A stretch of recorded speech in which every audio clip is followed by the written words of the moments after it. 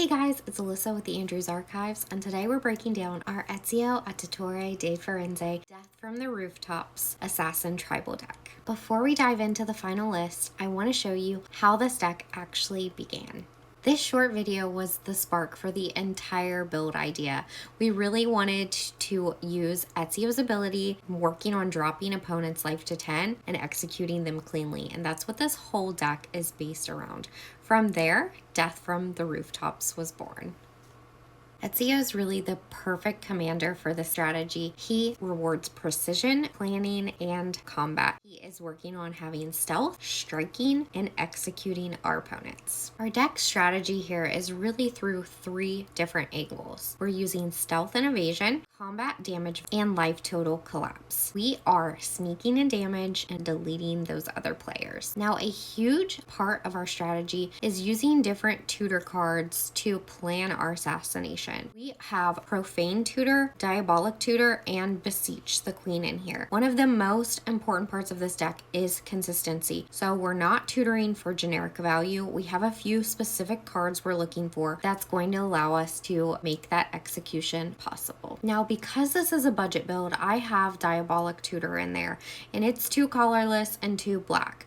But you could definitely trade this out for Demonic Tutor instead, which is 1 colorless and 1 black. It's a lot pricier, but it's an option. The primary card we're searching for here is Sorin Markov, and this is perfect because Dylan is also in the middle of building a deck around Sorin. We have Sorin's -3 ability, and it sets an opponent's life total to 10. In this deck with Ezio as our commander, 10 means they're basically already dead. This one was a suggestion from one of our followers, but like I said, Dylan already had this card picked out and ready to go, so he was super excited to be able to use it in this deck as well. Some other cards we're searching for here is Quietus Spike. One clean hit with this and half their life total is going to disappear. We've also got Tree of Perdition as an option. This was one of the cards we featured in our deck preview. This is definitely an amazing card. If you haven't used this yet, Dylan has hit me with this quite a few times in his other deck, and I hate to see it coming every time it comes out. We've got Tainted Strike in here as well. This could be one that we're searching for. If you're into infect and poison counters, this would be something to add in and lean more towards that. Sword of Feast and Famine is also one we're tutoring for in here. It's absolutely incredible in this deck. It gives protection, discard pressure, and helps with those explosive untapped turns. It's really a powerhouse. But this was designed with budget in mind, so if this one's a little bit out of your price range, Sword of the Animist is another amazing choice. Even the best of assassins need a plan, so these few cards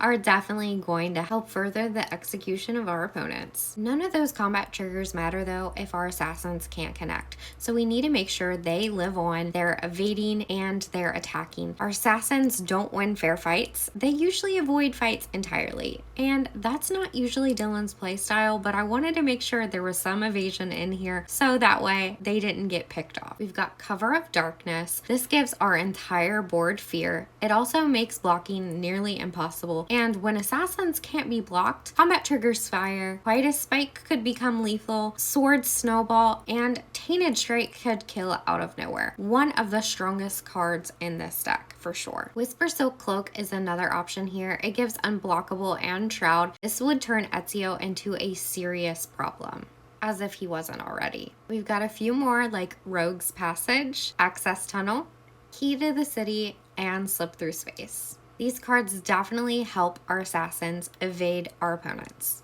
Sometimes combat decks can run out of steam, but this one has some card draw advantage, and I want to point those out. Mask of Memory lets us draw 2 cards whenever combat damage is dealt, then we get to discard a card. Gix, Yawgmoth, Praetor, and Deadly Dispute. Instead of overloading on generic draw spells, we're letting combat do the work and refill our hand as we go. Like I said earlier, even assassins need a plan, especially because this is a 5-color deck.